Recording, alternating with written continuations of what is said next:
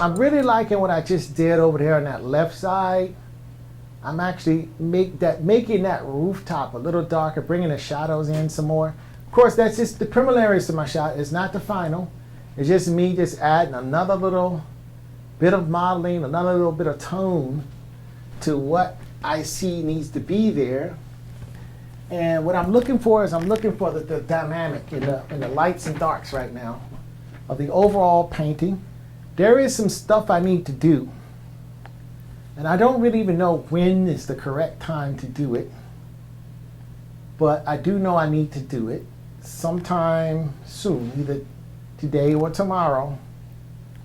And start popping some things out.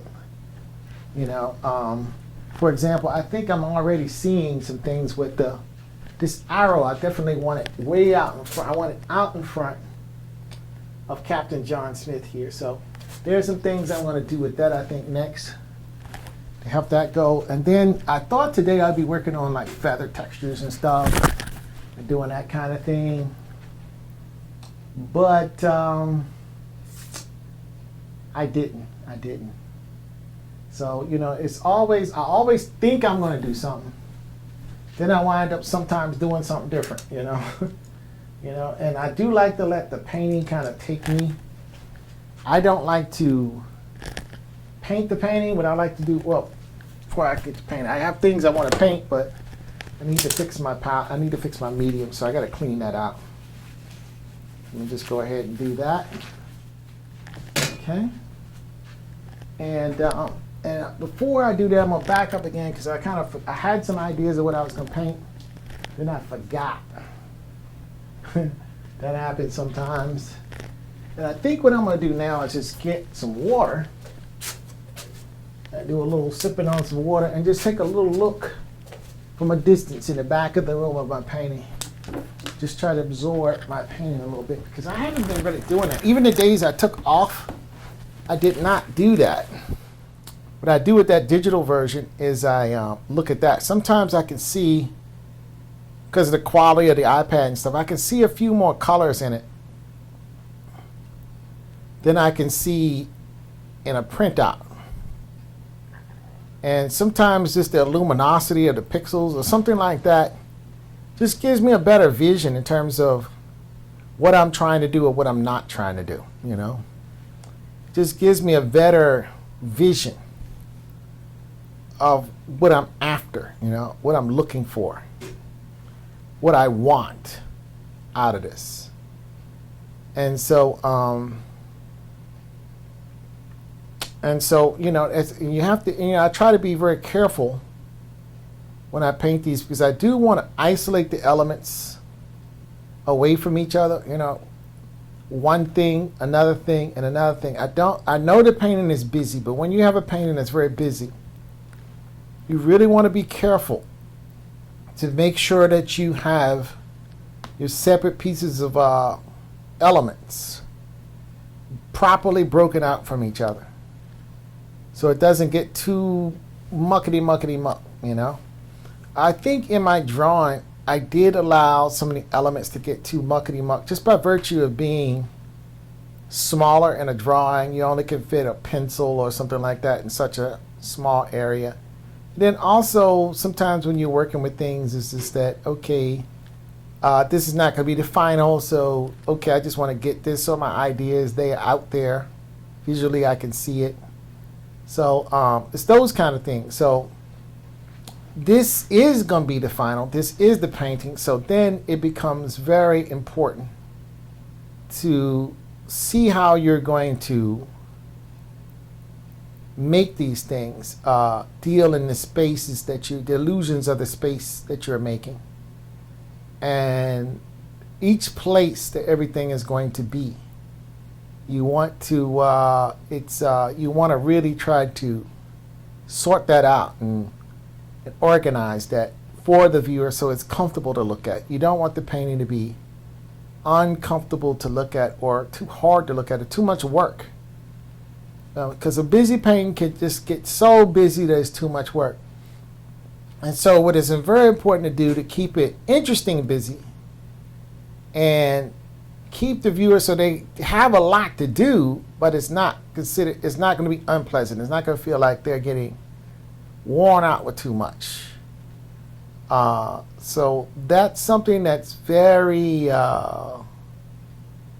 That's something that I want to pay attention to a lot. I want to make sure I slow down just a little bit in my painting sessions, because the way I feel about it is a coronavirus. What's the rush? What's the point, you know? There's no point in rushing anything. So let me just take my time and just work through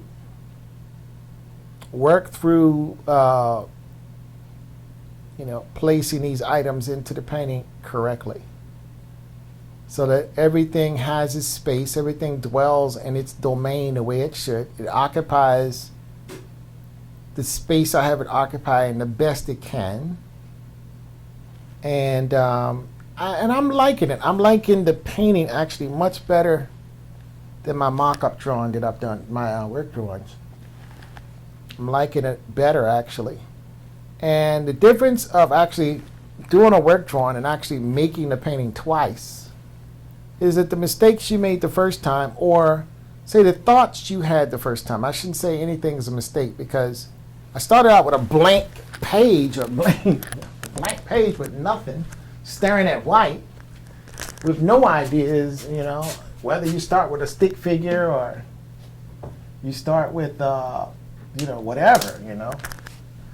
You start with a blank page, and then, so that's harder to do, to start with a blank page than actually have something, and then you improve that something.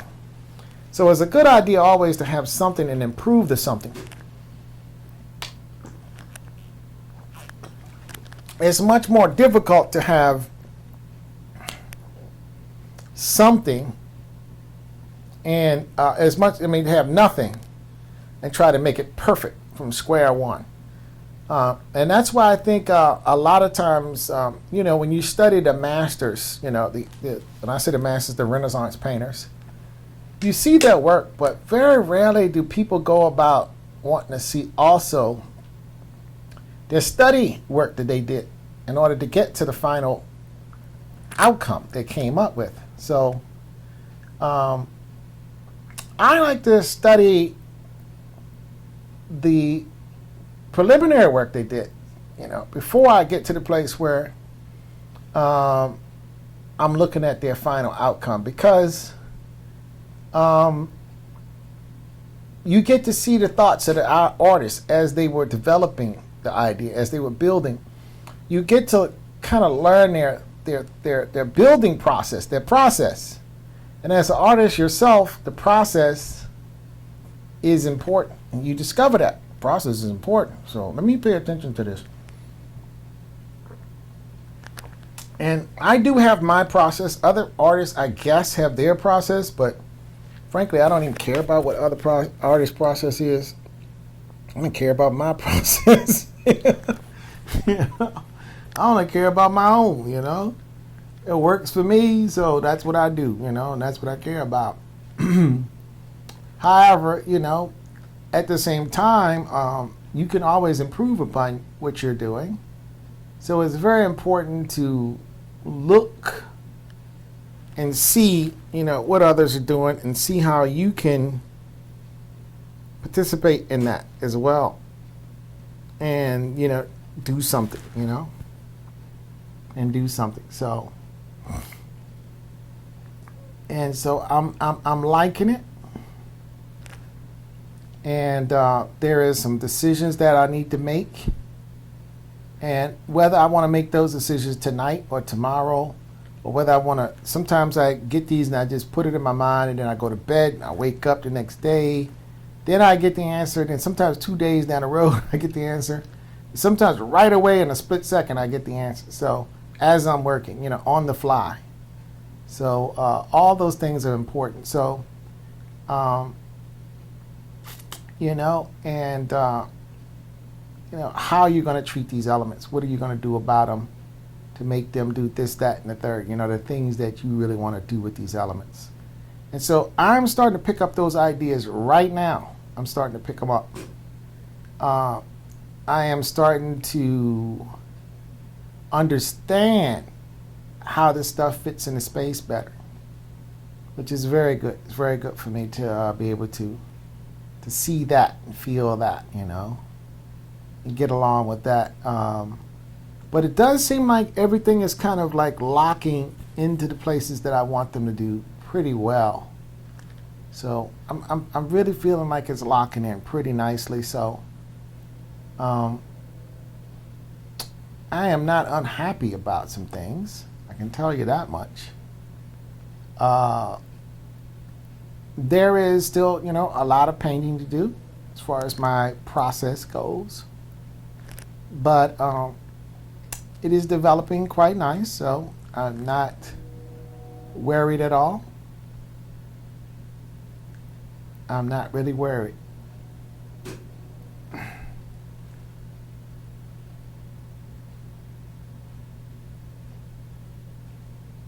And like I say, I'm coming up with a lot of really interesting ideas in my own head as to how I'm going to,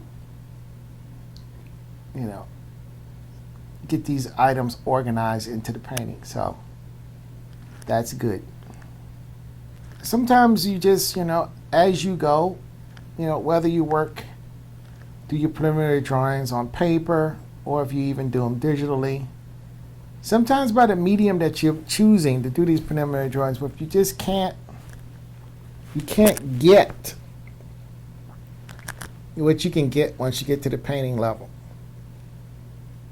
You just have to get to the painting level before these ideas start to really come to the foreground and really, okay, this is the way this looks. And then some things just need to be painted, because sometimes by virtue of painting, you could paint something 20 different ways, 30 different ways. You don't have to paint it the way you originally drew it, by the way. So that opens up a whole lot of that opens up a whole lot of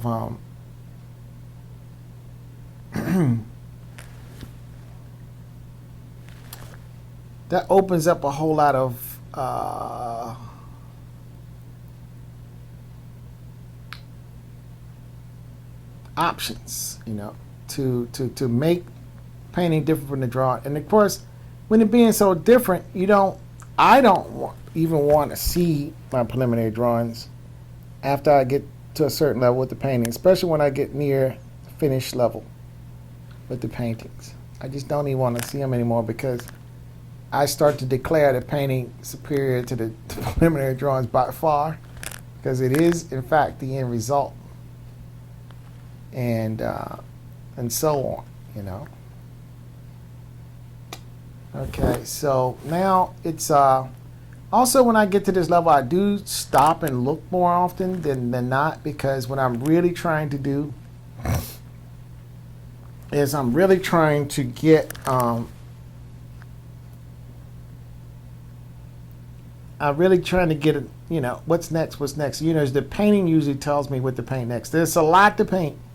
I know there's a lot of paint, but the what next factor starts to get what gets priority, and because I like to see certain things happen, then I like to see other things happen. And I don't really have a lot of pieces. That did go all over the place for certain things. So I have a lot of Tsenacommacah that's wet, some of him, quite a bit.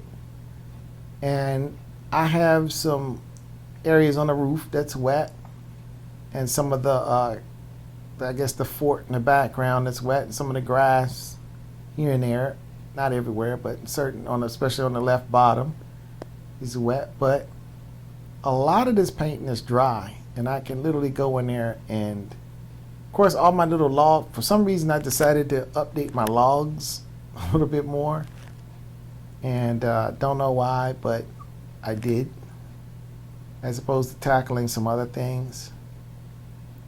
But I think I might have to mop brush and kind of blend a few things a little bit in a minute, because I don't want too much brush texture in some of the areas. But I'm going to put some smoke in some of those areas, so some of that texture might look good with smoke. don't know, so I have to make decisions about those things too. But like I say, when I go into these, it's just, okay, what should I be painting on next? What should I do next? And so on, you know. But I have good ideas, but my brain keeps telling me, okay, you know, you got some good ideas about what you're going to paint next, that you really want to paint next. I mean, there's a lot of other things you can do, but wait till tomorrow. Don't paint them today. Paint them when you're fresh tomorrow. That's what's going through my mind right now for some reason. I don't know why, but it is. So, but like I say, I do want a dynamic image. I do want interesting forms and shapes. So I think I'm starting to get that, but I want it everywhere. I want it everywhere. And I can't wait to start working on Powhatan Tsenacommacah's feathers. Because I can't wait on that, but I want to do some interesting things on that. But before that, I really do have to address the backgrounds in that area and stuff, some of the background imagery. So I guess I need to get down on that. But sometimes when you're later in a painting session, you don't want to paint something, because if you was to paint that, you might, you know, it might not be your best thoughts because you're rushing it, you know? So there's little things like that where I'm kind of meditating on and trying to see what it is I need to deal with on a certain thing, you know?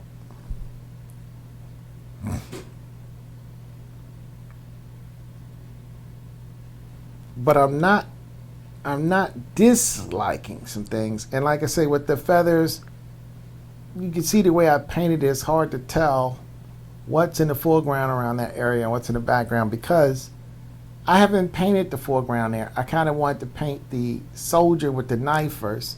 I do need to get into his face, and I do need to work on that some more before I start painting those feathers. So like I say, it's like, okay, what do you want to paint next?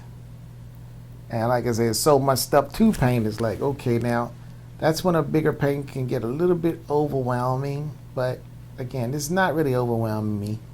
It's just I need to kind of absorb my own painting. In terms of where I'm at right now, I need to absorb some more of that.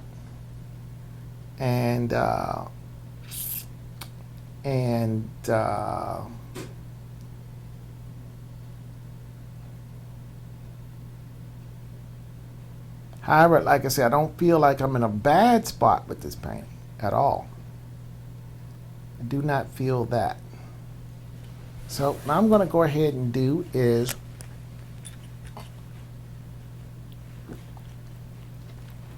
work on some little areas that kind of calls out to me right now. Let's work on that. And yeah, just work on those things. So